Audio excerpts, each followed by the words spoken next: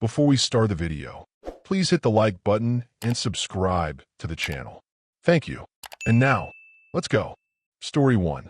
The bare concrete floor of the basement stuck to my shoes. Gray strands of something, maybe cobwebs or ripped insulation, hung from the rafters above. The crowd was so thick I couldn't move, but even more masked, half-dressed people were still coming down the stairs. As a pre-med student, I knew that standing so close to the speakers meant guaranteed hearing damage, but I was just glad to be attending my first ever college party. A shirtless guy with curly black hair gripped the sides of a keg and flexed into a perfect handstand. He chugged so much beer that I felt sick just watching him, then dive-rolled into the shrieking crowd. He was my roommate, Brett Harrison III, and he was the only reason why I had been invited out that night. The truth was, I never felt like I fit at this elite university or even in this country.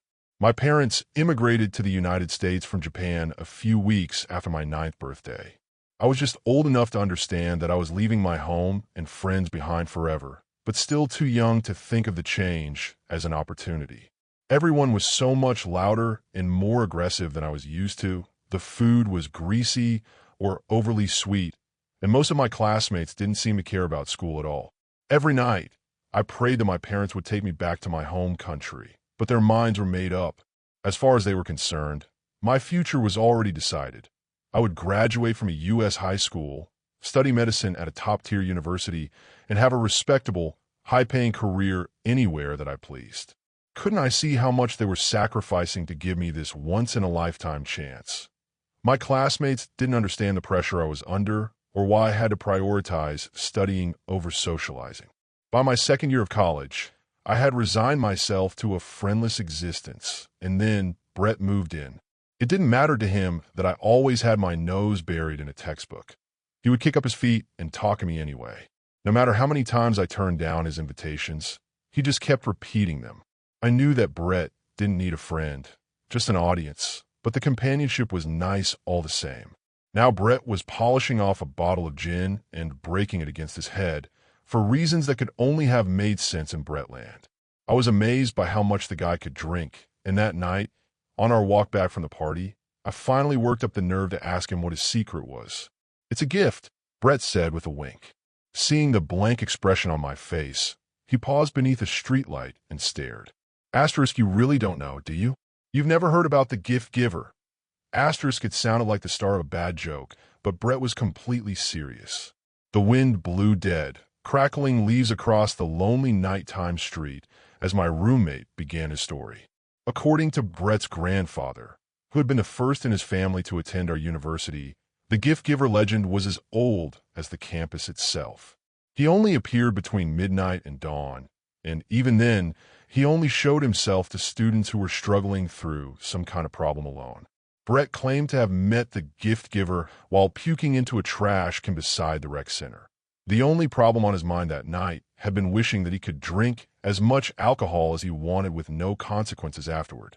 Dimly aware of a presence beside him, he had turned his head sideways and spotted a pair of shiny black shoes. After standing there silently for a long moment, the owner of the old-fashioned footwear had told Brett that what he was looking for was in the top drawer of his desk. When he checked later, he found a container of tiny red pills that hadn't been there before. If he took one before a night out, Brett said, it didn't matter how much he drank. All he would feel was a pleasant, consequence-free buzz. Breaking down Brett's story, it sounded to me like what had really happened was that my roommate had met a pill dealer while on a bender, wandered home blackout, and filled in the gaps in his memory with his grandfather's tall tale. Only one part of the story made sense. Faced with an offer of anything that a person could wish for, it was just like Brett Harrison III to request a cure for a hangover. When I asked him what the gift giver had wanted in return, however, he just squinted at me. Asterisk, it was a gift, right? Aren't gifts supposed to be free? Asterisk, a few minutes later, Brett spotted some girls he knew and jogged across the street to talk to them, leaving me to finish the walk back to our dorm alone. I didn't blame him. If I had his confidence, I would have probably done the same thing. Strolling toward campus with my hands stuffed in my pockets, I couldn't help but wonder about the gift giver. If I ran into him now, what would I ask for? I didn't have a clear answer to my own question. Not then, anyway. I started partying with Brett more and more after that night. I told myself that I was finally coming out of my shell, but the real reasons were more complicated than that. It was my junior year, and classes were tougher than ever. My grades were slipping, and the only way that I could pretend that things were going to be all right was by ignoring them completely. When I finally dared to look, it was worse than I had imagined. I was at risk of losing my scholarship, and, unlike Brett, I didn't have a millionaire family whose donations guaranteed that I would graduate. It wasn't just that I was going to fail out of school. It was that my parents' sacrifice and everything that I had given up to meet their expectations, it was all going to have been for nothing. The only way that I could turn things around was by achieving a 97% or higher on the end-of-course exam. The problem was, I doubted I would even be able to pass the test, much less earn a near-perfect score. Soon, not even Brett's parties were enough to make me forget what was coming. I began going for long walks alone at night, barely paying attention to the weather, my surroundings, or even where I was going. I wandered through silent parking lots and between lightless buildings, discovering parts of campus that I never knew existed, and that was how I finally met the gift giver. As the cold intensified, I had taken to bringing a thermos of hot coffee with me on my walks.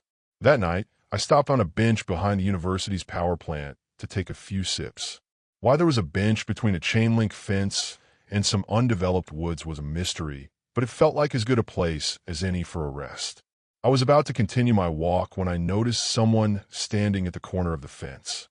Backlit by the power plant's lights, I couldn't make out their features. Only an old-fashioned umbrella, a baggy gray suit, and a pair of polished black shoes.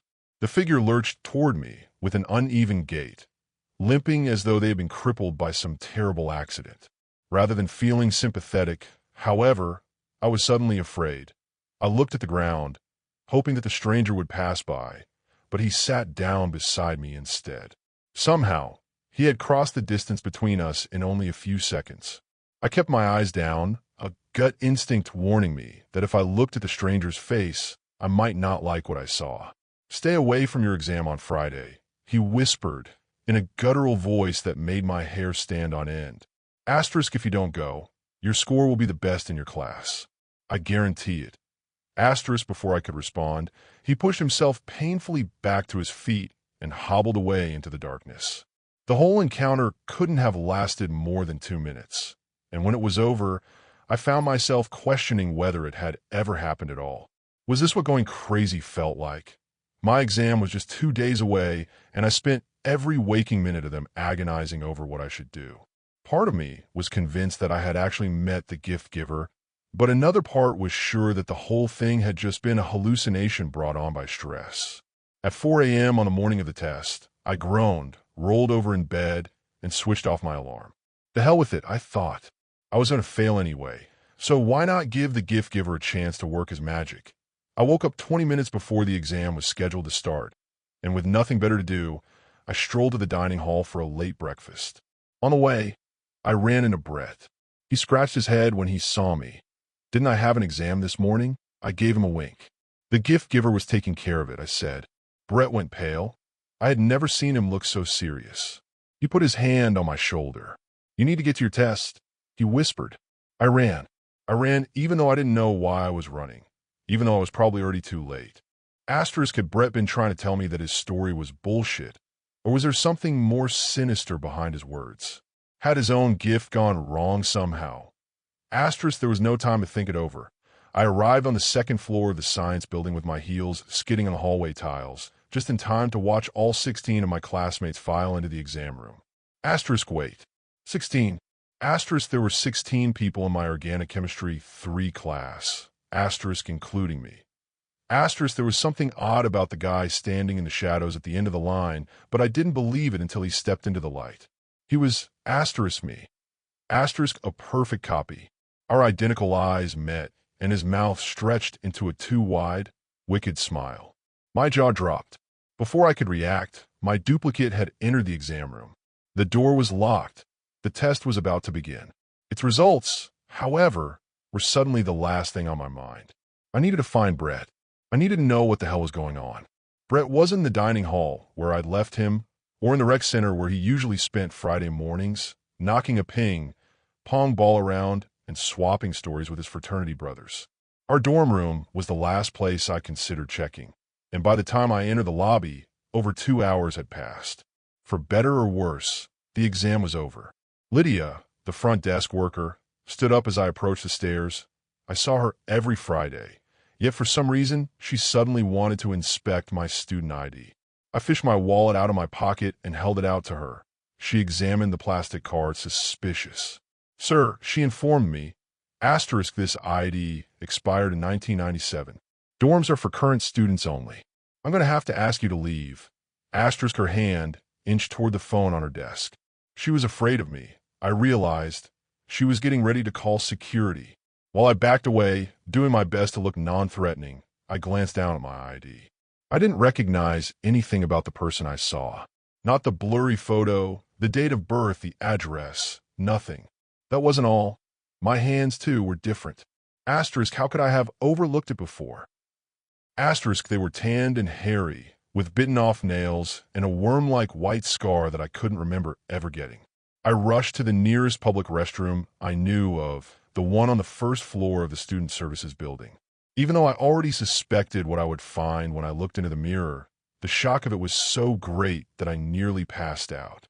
I gripped the edges of the sink, staring helplessly at the reflection of a complete stranger. Who was I? And who, or what had taken my place? There was a computer lab near the lobby. Even if my physical identity had been stolen, I still had my login information, and I could use it to research the person who I had somehow become. I punched in the data from the stranger's student ID. Terrence Witt. Born July 8th, 1976. Billing address, Nashville, Tennessee. It was immediately clear to me that Terrence Witt was a missing person. He had been 21 years old when he'd vanished from the university library one foggy spring night.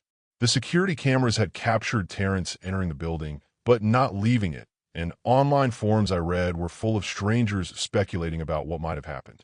Some suspected that he had gotten lost in the library's maze-like basement, which was under construction at the time, and that his corpse had been entombed in its walls. Others argued that Terrence must have been deep into the university's drug culture and had wound up owing money to the wrong people.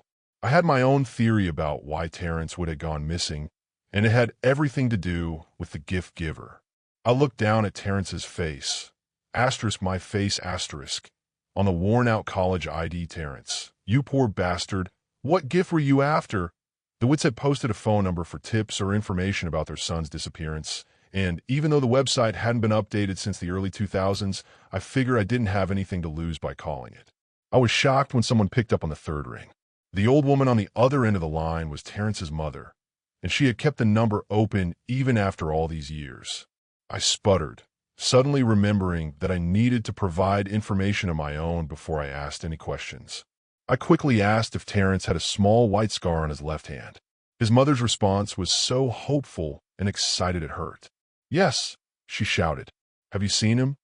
I told her that I thought I might have, but I needed to know something first. Did she have any idea about why her son might have wanted to disappear? Anything that was bothering him at the time? "You know," Mrs. Witt said finally, "you're the first person to call this number in over 13 years. I suppose there's no harm in telling you. Terrence didn't want to leave that university. He wanted to stay in school and finish his PhD, but my husband, God rest his soul, demanded that he come home to take over the family business. You don't think that could have anything to do with his disappearance, do you?" I muttered that I had to go, that I would call back when I knew more. Mrs. Witt's voice was still ringing in my ears, and I could already imagine how it might have gone. Terrence, bitter and disillusioned, is roaming aimlessly through the library. There's hardly anyone here this late at night. The fluorescent lights hum overhead. The ugly gray carpet muffles his footsteps. Someone clears their throat on the other side of the shelves. A stranger's voice whispers to him through a gap in the books. It tells Terrence that he can stay at the university after all, if only he follows a few simple instructions. Wouldn't that be a lovely gift? A security guard was watching me suspiciously through the computer lab windows. As he muttered something into his radio, I hurried out the back entrance. I headed for the park at the center of the university. I didn't think that campus police were actively searching for me, but if they were, it would be a good place to lose them. The park was a bowl-shaped ravine crisscrossed by paths, most of them half hidden by bushes, rows of gnarled old trees, and the walls of a large amphitheater. The leaves had fallen weeks ago, but there was still enough cover to pass by unobserved, I hoped. This late on a Friday afternoon, the park was almost completely empty. On a bench up ahead, however, I spotted two figures, a boy and a girl. Their heads were pressed together as though they were having an intimate conversation, but the closer I got, the more wrong the situation looked. The girl leaned her body nervously away from the boy, who had a white-knuckle grip on her wrist. He was holding her in place, and while I wasn't sure what he was muttering in her ear, it was clear that she didn't like it. When I saw the boy's face, I understood that no matter how much time passed, I would never get used to the feeling of seeing my own body under something else's control. With horror, I realized that I recognized the girl as well, Raquel. I had had a crush on her since freshman year, but had never worked up the courage to talk to her. "Just think about what will happen if you refuse," my duplicate hissed into her ear. Asterisk, what would your parents think if they found out? You don't want me as your enemy. Asterisk, I forced myself to stop and asked the couple if everything was all right. My own face glared angrily up at me, and for a second, and I would have sworn that my duplicate's eyes went inky black. It was like staring into two lightless pits, and from the way Raquel screamed, I was sure that she had seen it too. "Get away from me, you freak!" she shouted, then fled down the trail. My duplicate stood, cracked its neck, then punched me in the stomach. The wind went out of my lungs. I doubled over in the damp grass, gasping for air. My duplicate knelt beside me and pressed my face into the dirt.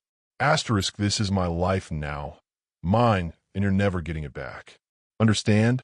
Asterisk, it snarled. I couldn't breathe. My mouth filled with the reek of mud and rotting leaves. Hey! Someone shouted, and the weight on my back disappeared. Running footsteps approached. I spat black muck into the grass. It was the security guard from the Student Services building. The bulky older man hauled me to my feet, dusted me off, and asked if I was all right. Once he confirmed that I wasn't going to die in his custody, he pointed to the parking lot that marked the edge of the university. "I've had my eye on you for a while," he grunted. Asterisk, you've been nothing but trouble ever since you showed up, and if I see you around here again, I am going to detain you for trespassing. Are we clear? Asterisk, I nodded. I didn't have much choice. With no money and no way of proving who I really was, I could only wander the chilly, gray streets until sunset. Around twilight, the sound of wailing sirens made me look toward the liquor store at the edge of campus. A red-faced, bellowing student was being dragged through its doors by 4 police officers. It was Brett. By the time I jogged up to the liquor store, my roommate had already been taken away. The store owner and a cashier were still outside, having a smoke and shaking their heads. With a sinking feeling in my gut, I approached and asked them what had happened. The owner, a grizzled old man in a white apron, said that he had never seen anything like it. Apparently, Brett had stumbled into the store 15 minutes earlier, rambling about how he needed Asterisk more. Asterisk, he had unscrewed a bottle of whiskey, chugged it, and then did the same to the next one. By the time the cashier realized what was going on, Brett had polished off 5 without a single sign of drunkenness. When the owner tried to stop him, he shattered a bottle and threatened them with its jagged edges, and still he kept drinking. Even after the police tackled and cuffed him, Brett was still fighting to lick a few last drops of alcohol from the floor. His tongue, shredded by broken glass, had left a bloody smear across the filthy tiles. If Brett died on the way to the hospital, it would probably be attributed to alcohol poisoning, but I knew better. His gift, like mine and Terrence's, was twisted from the beginning. He may have wanted a cool party trick, but what he had gotten was something dangerous, something that had to be fed. I felt certain that if Brett couldn't feed his gift, it would consume him instead. Asterisk, and what about my so-called gift? What was my duplicate using my name and my body to do, even now? Asterisk, somehow, I had to find the gift giver for a second time. I returned to campus under cover of darkness, and by 2 a.m., I had circled the entire university 3 times. My legs ached, my eyelids were heavy, and I could see my breath in the frosty air. I was halfway through a parking lot underpass when I heard the tap of an umbrella on the concrete behind me. I turned slowly, and in the yellowish glow of the underpass solitary light, I saw the gift giver face to face for the first time. Where his eyes, ears, and nose should have been were only empty pits. His awkward movements, I realized, were caused by his bent backwards limbs. Even so, he was fast, faster than should have been possible. The light flickered, I blinked, and suddenly his face was mere inches from mine. "What's wrong?" He rasped through graying, empty gums. "You don't like your gift?" I bit down a scream. The gift giver made a horrible, gurgling noise that might have been a giggle. "Asterisk, you can give it back, you know. As long as you do a favor for me in return." Asterisk, forcing my lips to move again. I asked the gift giver what he wanted. Asterisk, "Oh, that's easy. I want you to kill me." Asterisk, my jaw dropped. Asterisk, "See that concrete brick over there? Smash it into my skull. Again and again and again, until there's nothing left. Do that, and your duplicate will disappear. You'll be yourself again. Do we have a deal?" Asterisk, I hesitated. The gift giver was literally asking me to commit murder. And what was the catch in his new offer? Would I get my body back, only to spend the rest of my days rotting in prison? Or would the consequences of returning my gift be something even worse, something unimaginable? I thought about spending the rest of my days in Terrence Witt's body, forced to do nothing but watch while my duplicate committed horrors using my name, my face, and my reputation. I thought about my parents, about the padded cell where I would be locked up if I ever tried to tell anyone the truth. Nothing could be worse than that. Asterisk, could it? Asterisk, I could see the brick the gift giver was talking about, surrounded by slimy puddles and trash. It seemed to have its own gravity. It seemed to be calling to me. I swallowed. My throat was dry. I told the gift giver to turn around. I lifted the brick in my hand and took a deep breath. As long as I didn't think about what I was doing, it was no different than hammering in a nail or tenderizing a slab of meat. The gift giver had asked me to do this, I reminded myself, and then I swung. He went down the moment the sharp edge cracked against his skull, but I didn't stop. I shut my eyes tight, gritted my teeth, and smashed the brick in his head until I didn't have the strength to lift it anymore. A sick burbling sound made me look down. The gift giver was asterisk laughing asterisk, and that wasn't all. Something was moving beneath his skin. No, that wasn't right. His flesh itself was changing, reshaping itself into the form of someone else. Someone who I thought I recognized. I rolled the gift giver's corpse over with the tip of my shoe and looked down at the ruined face of Terrence Witt. It didn't make sense. If Terrence Witt had been the gift giver all along, then where had the legend come from? Somewhere in the distance, a dog barked. Terrence Witt's body was a gory mess. I was holding the murder weapon, and a witness could come along at any time. What mattered now was distancing myself from the scene and washing away the evidence. The bloodstains weren't obvious on my dark jacket. They could have been anything, and I had my doubts that the stuff was even blood at all. The oily black liquid that had splattered from the gift giver's wound was thick and viscous. It seemed to sink into my clothes and skin rather than dripping off of them. With a shudder, I wiped away what I could and hurried back to my dorm. 15 minutes later, I was crossing the threshold of the lobby. It felt like a moment of truth. Behind the front desk, Lydia looked up from her computer and gave me a small smile. She had recognized me. It was all the proof I needed that I was truly myself again. I left my filthy clothes on the floor of my room, wrapped up in a towel, and hurried down the hallway to the bathroom. The communal showers always smelled like mold, bleach, and too much cologne, but that night, they felt like heaven. Beneath the hot water, I felt reborn. Tomorrow would be a new day. I could finally put this nightmare behind me. My confidence lasted only as long as it took me to dry off, change into my pajamas, and return to my lightless dorm room. The clothes that I had piled on the floor were gone. In their place was a gray silk suit, a black umbrella, and a pair of polished shoes. I clamped a hand over my mouth. I felt a tooth wiggle loose and then fall out. I finally understood the deal I had made with Terrence Witt, the same deal that he must have made with the gift giver before him. It's just a matter of time now. I can feel my eyes sinking into their sockets, my elbows and knees beginning to bend in the wrong direction. There has always been a gift giver on this campus, and there always will be. http://www.reddit.com/r/beardfa. Starred at asterisk. Story 2. The forest stretched out before me like a sea of shadows. Trees clustered so tightly their branches seemed to clutch at one another. I stared at the path, if you could call it that, a thin thread of dirt winding its way between trunks older than anything I'd ever seen. The air was still, heavy with the scent of damp earth and moss. I took a deep breath, letting the chill of the morning settle into my bones before stepping forward. I had come here for solitude, a retreat from the noise of the city, the smog-stained skyline, the endless blur of faces that never meant anything. I told myself it would be good for me, that I needed time to think.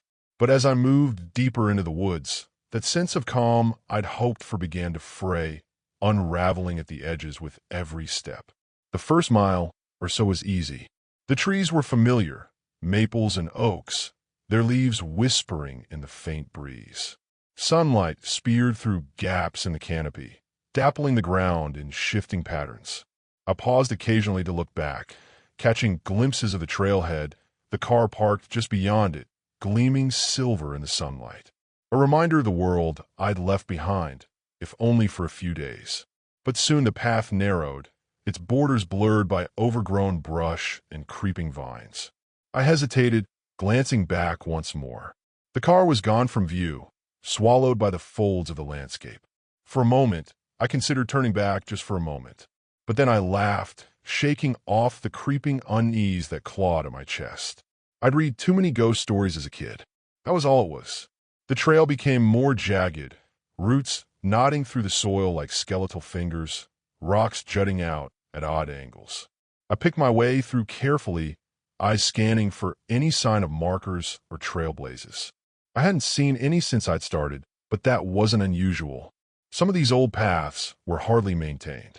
The sun climbed higher, its light filtering through the canopy in thin threads. I checked my watch, 11 past noon. I should have been coming up on the clearing by now, a small patch of open ground I'd seen on the map. But the trees only grew denser, the path winding in unpredictable twists and turns. I stopped and listened.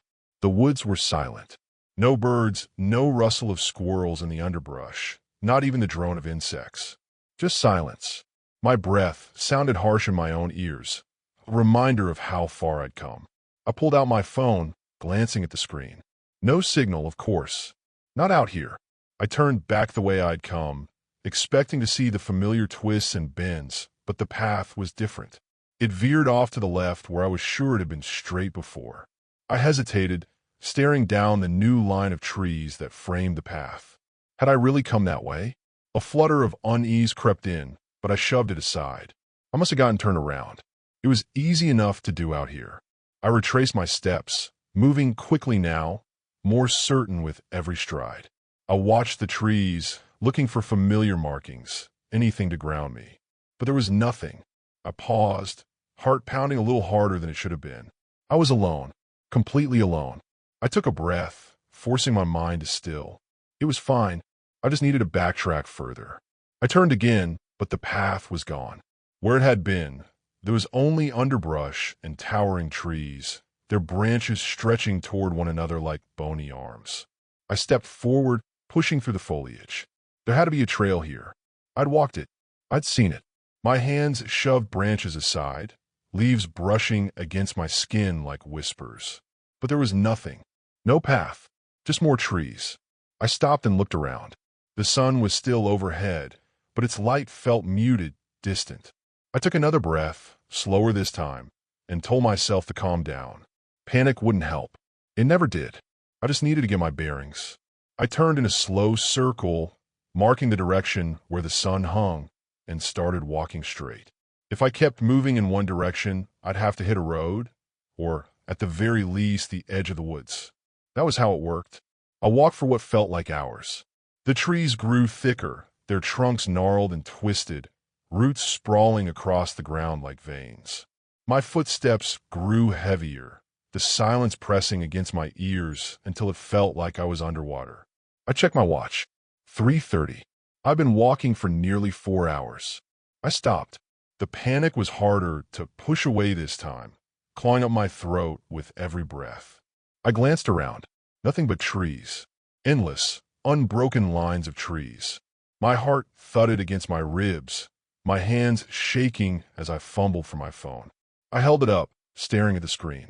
Still no signal. The battery was down to 60%. I swallowed, forcing my breathing to slow. I was just lost. That was all. I'd gotten turned around, maybe wandered off the path, but I'd find it again. I had to. But when I turned back, the path I'd taken was gone. Not just overgrown, gone, as if it had never been there. The underbrush was untouched, the leaves undisturbed. I took a step back, and then another. My mind spun, grasping for logic, for reason, but none came. I was alone, in the middle of the woods, and I had no idea how to get out. My breath came quicker now, my vision blurring at the edges as I fought to keep calm. I forced my legs to move, stumbling forward through the brush. I picked a direction and walked. And walked. Hours bled into one another. The sun sank lower, shadows stretching like fingers across the ground. I trudged forward, exhaustion gnawing at my bones, my throat raw from thirst. I tried to drink from a stream I found, the water clear and cold, but it only made me more aware of how alone I was. When the sun finally dipped behind the horizon, the darkness came swift and total. I huddled beneath the trunk of a massive oak, its roots curling around me like ribs. The night was colder than I'd expected, and I shivered beneath my thin jacket.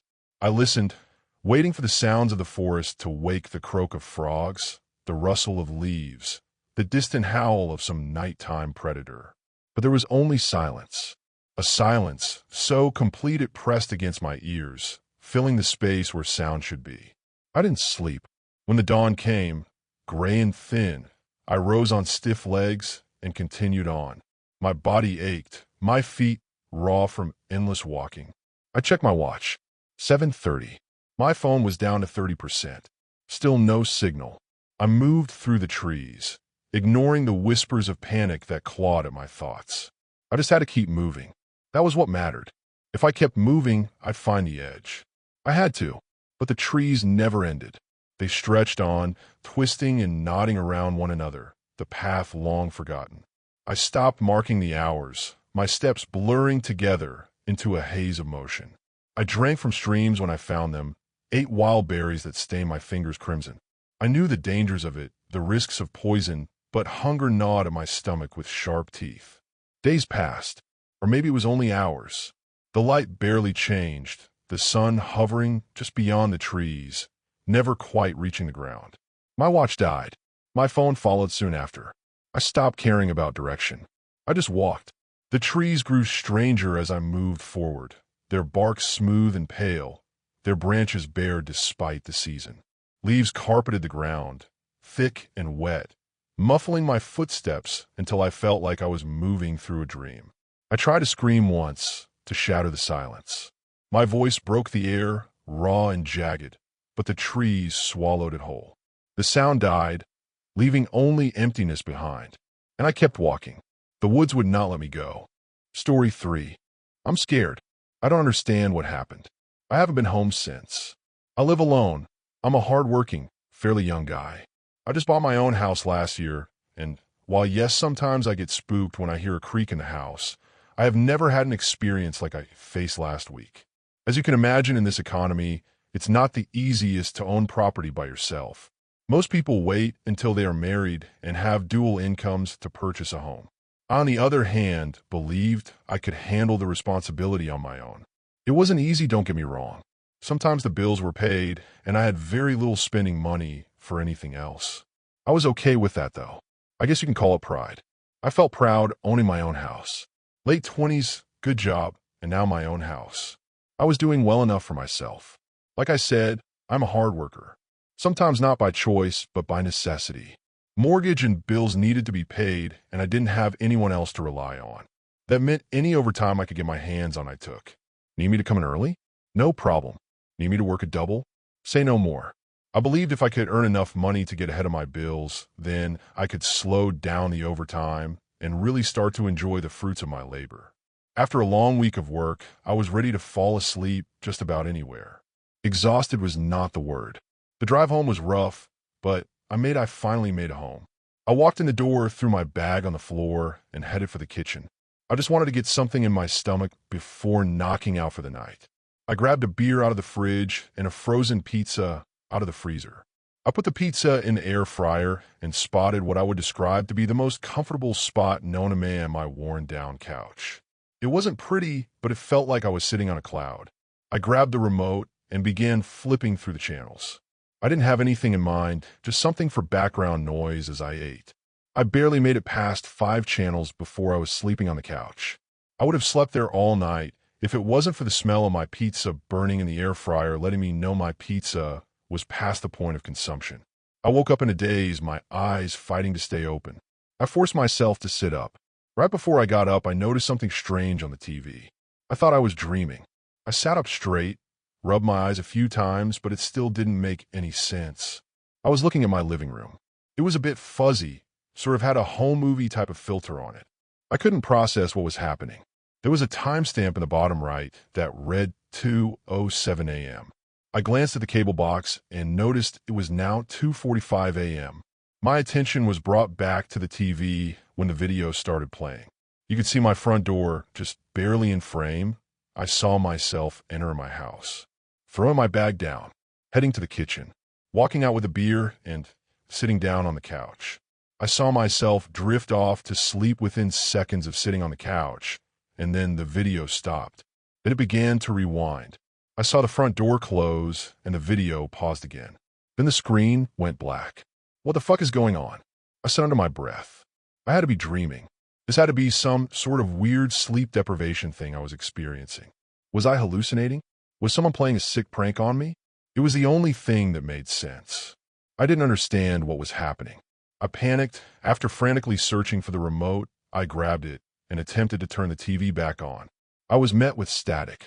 I was about to stand up and get the fuck out of my house, but just as I was standing up, I felt it. The feeling you get when someone is watching you. When someone walks into a room and is staring a hole right into you. I froze in place as the TV displayed a new image. I recognized what I was seeing immediately.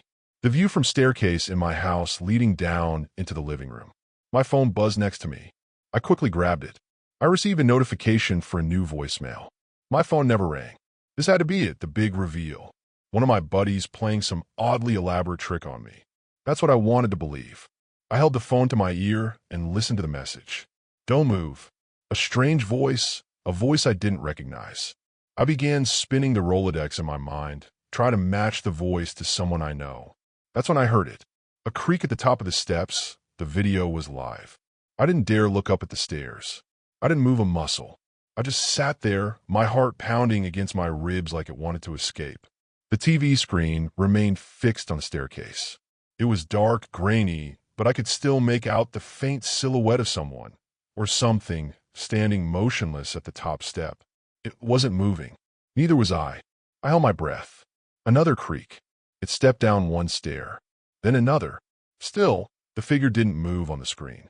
I finally turned my head, just slightly, toward the staircase. Empty, but the sound of footsteps continued. Slow, deliberate, not rushing, like it wanted me to hear every single step. My hand hovered over my phone. I tried to dial 911, but the screen stayed black. Dead. Even though I remembered charging it earlier that night. The TV glitched again. New angle. Now it was from behind me. From the kitchen, facing the back of my head. I could see myself, motionless, staring at the screen. Behind me, in the shadows of the hallway, something moved. A tall, thin figure slowly entering the frame. I turned to look behind me. Nothing. I looked back at the TV. The figure was closer now, standing right behind the couch, right behind me. I shot up and bolted for the front door. I didn't look back. I couldn't. I just ran. I didn't care that I was barefoot. I didn't care that my car keys were still on the kitchen counter. I sprinted down the street, past the other darkened houses, until I made it to the gas station at the corner. I called the police from there. They didn't find anything when they searched the house. No signs of forced entry. No fingerprints. No evidence of tampering with the TV. They told me maybe it was a bad dream. Maybe I'd fallen asleep watching something and my mind had filled in the blanks. I wanted to believe them, but I knew better. Because the next day, when I went back to gather a few things and figure out what to do next, there was a note slipped under my door. From the inside, no envelope, just a piece of paper. It said, "I told you not to move." Story 4. I was supposed to die at 38. The doctors didn't say it outright, but I could see it in their eyes. The tumors had spread like spiderwebs across my liver. They gave me timelines wrapped in soft words, palliative, comfort, making the most of your time. I wasn't ready. I was only 35. No children, no family, no legacy, and something more selfish than that. I wanted more time, desperately. When my grandmother passed away at 101, I took over her house. There was no question. She'd always been a little odd, in ways I never fully understood. I was her only granddaughter, and she treated me like I was precious, like I was the last of something important. She'd been obsessed with the strange. Bundles of herbs hung, drying from her rafters. She burned them at dusk. Sometimes I would glimpse her through a cracked door, muttering in languages I didn't recognize. Charms of feathers, bones, and stones always hung from her neck, clacking softly as she moved. She had a way of looking through you, her gaze heavy as iron, making you feel stripped bare. And above all, there were the books. Always unmarked, leather-bound tomes. It didn't seem odd at first, until the day I passed behind her chair while she read.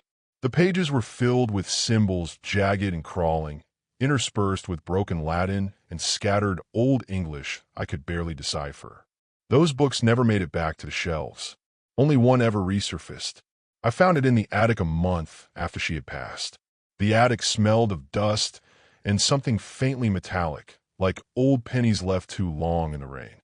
Pale light barely reached the corners, where shadows crouched thick and stubborn. When I lifted the quilt she'd woven herself, a puff of stale air escaped, cold as breath. Beneath it sat a small cedar box, its hinges dark with age. Inside, old papers were bound in cracked leather, the edges yellowed and curling. It smelled of smoke, but not fire. Something older. The ink on the pages was darker than black, glistening wet though they were dry. And when I looked too long at the symbols, they writhed, curling like ash in an unseen breeze. On the third page, words I could read emerged, the chord ritual. More followed. It was simple. 10 knots, each tied with intention. Each knot a year of life, stolen from the waiting mouth of death. The price? A small sacrifice. The first knot was cliché, a drop of blood. Harmless. But the price climbed. The more you took, the more you had to give. Memories. Essence. Pieces of yourself. Not long into my doctor visits, I remembered the old book. I reclaimed it. I didn't hesitate. I was dying. The first knot was easy, a drop of blood. The next day, I felt better. Not just better, alive. Strong. The pain in my side faded. The yellow fled from my eyes. I called my doctors. They were shocked. Spontaneous remission, they said. But I knew what I had done. So I kept tying the knots. One a year, always on the same night. Each year, I gave a little more. The second knot, a strand of hair. I plucked the awkward one that never lay flat. It never grew back. The third, a fingernail. It slipped off cleanly, as if the knot itself had loosened it. The fourth, a tooth. Same thing. No pain. I felt invincible. I'd reached 38. The fifth, an important memory. I couldn't recall exactly what went missing. Only that, when I thought of my grandmother's passing, something felt hollow. I remember being distraught about it. Then, I moved on. The sixth, my reflection. Nobody seemed to notice. Maybe it only affected me. When I looked into mirrors, all I saw was a blurred absence, a ripple in glass. The seventh, my shadow. Strange, yes, but every year past 38 was a gift, even if I wasn't whole. The eighth, a hope, an ambition. This was the moment I knew I wouldn't last beyond the 10th knot. That night, as I tied it, I realized my hopes for the future were gone. I couldn't even imagine a tomorrow. By the 9th knot, I stopped dreaming. Or perhaps the dreams weren't mine anymore. Shadows pressed close in sleep. Whispers crawled beneath the surface. When I woke, I could still hear them calling, faint and distant, like voices rising from deep water. And then came the 10th knot. The price wasn't a piece of me. This time it demanded something I loved. and the only thing I had left was Lily, my cat. She was old, frail, always curling beside me like a warm heartbeat.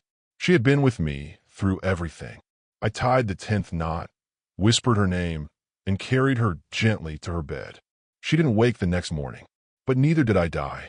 Not on time, anyway. I thought I had won. I thought I had outwitted death. Bought more time, like always. Until today, I stood at my bedroom doorway, staring down the hallway, and saw him, a man, or something like one, standing still in the shadows. I couldn't see his face, only the weight of his presence pressing down on the air. He wasn't standing in the dark. He was the dark. The shadows bent toward him, siphoning like smoke into his shape. When I moved, he stayed. When I spoke, he gave no answer. And then he lifted a bony finger and pointed slowly, deliberately down the hall, over my shoulder at the drawer beside my bed. My heart sank. The cord lay coiled inside. The 10th loop unraveled before my eyes. A meow sounded from downstairs. Lily. And then footsteps. Soft, barefoot, growing closer. An hour later, the 9th knot unraveled. He stepped forward. By the time the 6th knot came undone, I glimpsed myself in the mirror. The reflection was back, but I didn't recognize her. My hair had thinned, my skin bruised with sickly yellows and grays. Parts of me flaked, crumbling like old parchment. I was rotting. He was in the doorway now. The 5th knot has just slipped free. And now I remember.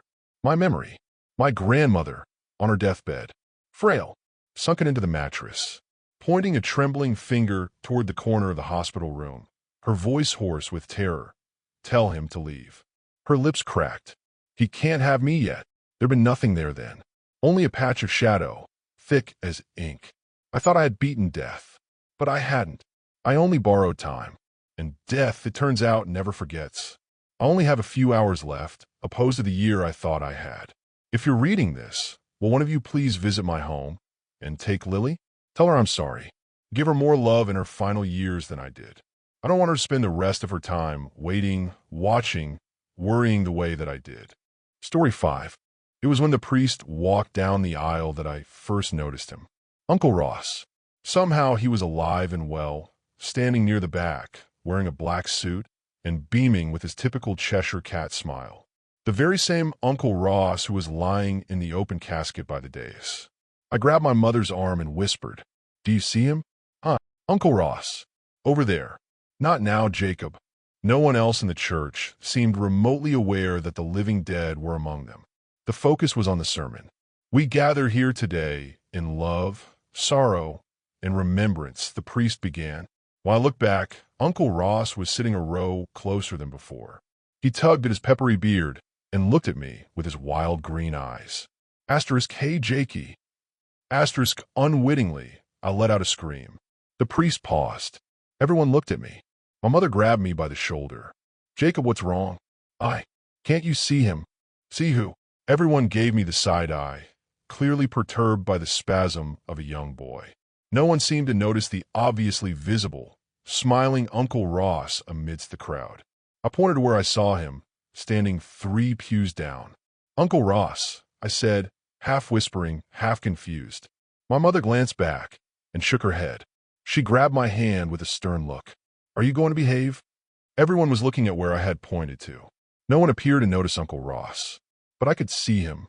In fact, my uncle smiled at me, looked around himself and shrugged in a joking way, as if to say, Uncle Ross, haven't seen him. I turned and closed my eyes. Asterisk, there was no way this was happening. There was no way this was happening. Asterisk, I focused on the priest, on the old, warbly tenor of his voice. A grandson, brother, and a lifelong employee of CERN, our dearly departed made several significant contributions in his life. He had, as many said, a brilliant mind, and always lit up any room he was in. I grit my teeth and glanced back. Uncle Ross was gone. In a spot, empty air, and then a calloused grip touched on my wrist. I looked up. Uncle Ross sitting beside me, a single finger on his lips. Phew. A moment ago the spot beside me was bare, and now my uncle smiled, giggling through his teeth. Fear froze me stiff. Just pretend I'm not here, Jakey. Don't mind me any mind. My mother hadn't turned an inch. She was ignoring me and watching the priest. Isn't it funny? Uncle Ross chuckled. He was speaking on a wavelength that clearly only I could hear. All these clodpoles think I'm dead. They think I'm dead, Jakey. But that's not my real body. No, that's just the duplicate. That's just the decoy. I turned away from this ghost and kept my eyes on the priest. I didn't know what was happening, but I knew it wasn't supposed to be happening. I chose you on purpose, Jakey. You were the youngest. It had to be you. My uncle's breath felt icy on my ear. My whole neck was seizing up. You'll be the one to turn on the machine in 50 years. That's all I need you to do. Turn on the machine in 2044. I'll tell you more when the time comes. He cleared his throat and patted my right knee. My entire lower body seized up too. Uncle Ross left his seat and walked out into the front aisle. You and I versus the world, kid. Now how about we make this funeral memorable, huh? Uncle Ross grinned. Let's commemorate a little. He walked up onto the dais and stood right next to the Reverend. Although we lost him in an unfortunate accident, his warmth, his influence, and of course his scientific contributions will live on for many decades to come. Uncle Ross lifted his hand, made a fist, and then calmly phased it through the priest's head. It's as if my uncle was a hologram. Then Uncle Ross pudgy, 2 fingers poked out of the priest's eyes, as if the priest was being gouged from the inside. The pudgy fingers wiggled and swam around the old man's entire scalp. The Holy Father froze. A glazed look befell his eyes. Silence in the church. Everyone's breath stopped. Father Remy is everything. The priest collapsed to the floor, flipping and contorting violently. The seizure made him roll, spasm, and audibly tear ligaments. Oh my goodness! Someone help! A thin man in a tweed suit stepped out from the front. Someone from Uncle Ross' work. The tweed man cleared all of the fallen candles off the stage and sat beside the spasming reverend, protecting the old man's arms from hitting the podium. And look there, Jakey. Uncle Ross hunched over, standing over top of the tweed man. That's Leopold. Look at him. Such a good Samaritan. My uncle pointed at Leopold's head. This colleague of mine was the only one smart enough to understand my work. He knew what I was trying to accomplish in particle physics. Uncle Ross walked over, his legs phasing through the struggling priest, and then squatted right beside his colleague. And now, he shall know no more. My uncle wrapped Leopold in a bear hug, phasing into his entire head and torso. The back of my uncle's head was superimposed over Leopold's shocked face. Blood gushed out of Leopold's nose. He fell and joined the priest, seizuring violently on the stage. Dear God, thou! Everyone stared at the dais. There were now 2 convulsing men whipping their arms back and forth, smacking themselves into the podium. My mom moved to help, but I yanked her back. No, get away. Jacob, what are you? Asterisk Ahawk. Asterisk my aunt's scream was deafening. She watched in horror as her husband also fell. He rolled in the aisle, frothed at the mouth, and joined the contagious seizure spreading throughout the church. My uncle stood above him, laughing, flopping like fish. I tugged with inhuman strength. That's how my mother always described it. Inhuman strength. I pulled us both down between the pews and out the back of the church. After dragging my mom into the parking lot, I screamed repeatedly to Asterisk, open the car and drive. Drive, drive, drive. Asterisk, my heart was in pure panic. I remember staring out the back seat of my mom's speeding Honda, watching my uncle casually phase through funeral attendees, leaving a trail of writhing and frothing epileptics. As our car turned away, my uncle cupped around his mouth and yelled, Remember, Jakey, you'll be the one to turn on the machine. You'll be the one to bring me back. /*****. I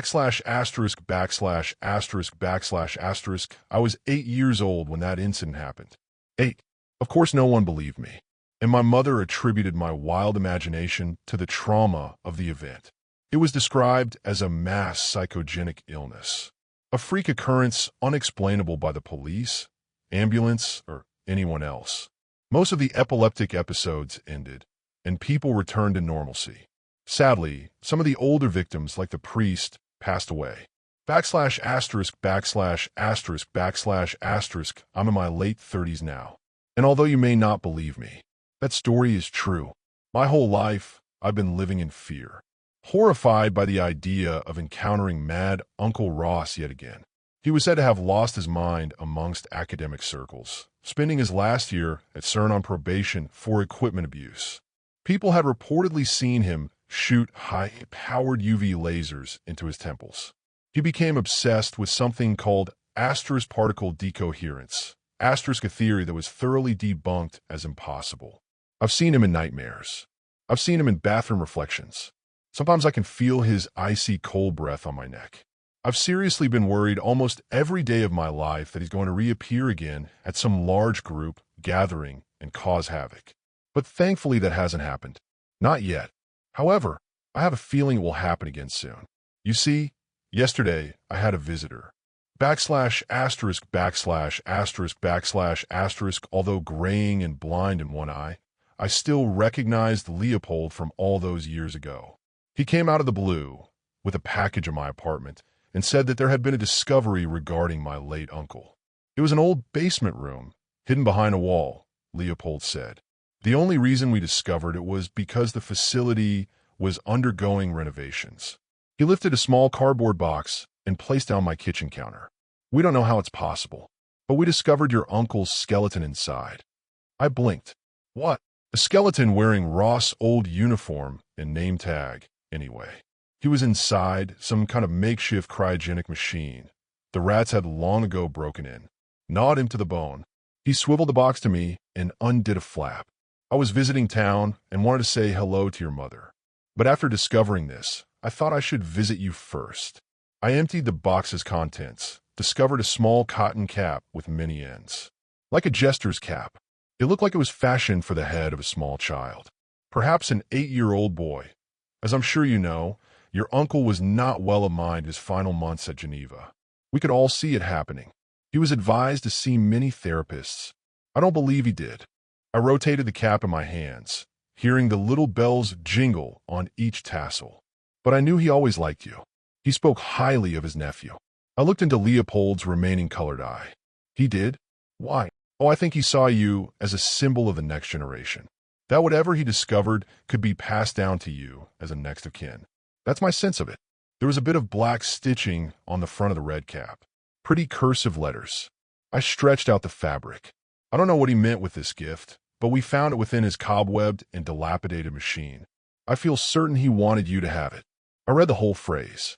You and I versus the world kid. I bit my lip. A razor wire of fear coiled around my throat. I swallowed it away. So, how did you find his skeleton at CERN? Didn't we already bury his body a long time ago? Leopold folded up the empty cardboard box with his pale, old fingers. Your uncle was an enigma his whole life. No one knew why he jumped into that reactor 30 years ago. Leo walked back to my doorway.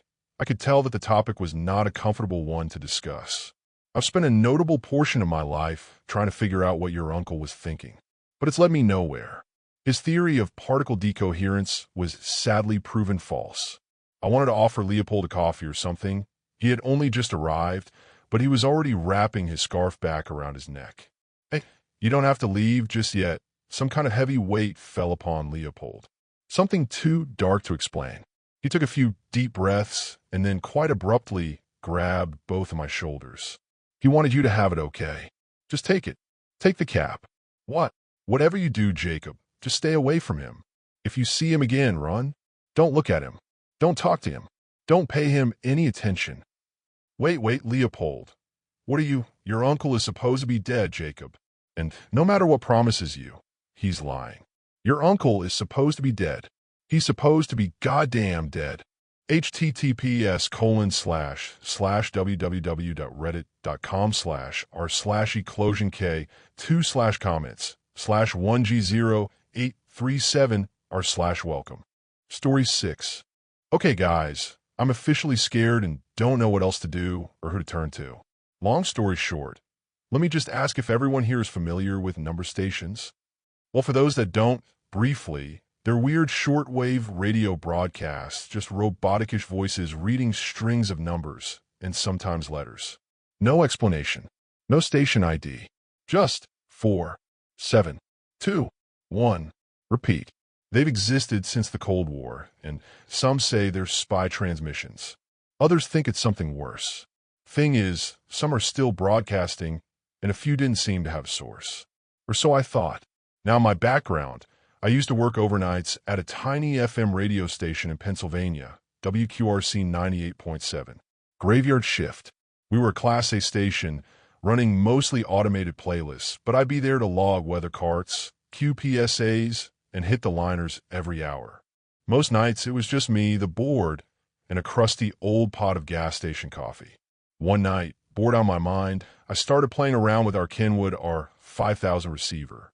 It's an old shortwave radio with manual tuning, and sometimes I just scroll through the bands to see what odd stuff was floating through the ether. That's when I found it.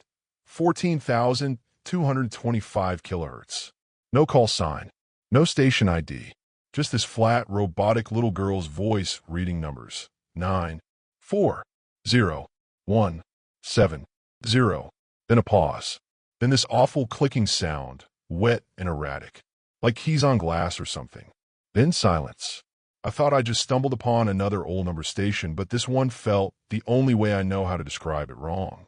A literal, emotional, spiritual feeling? Hell, I don't know, but I didn't feel like it was broadcasting. I felt like it was listening.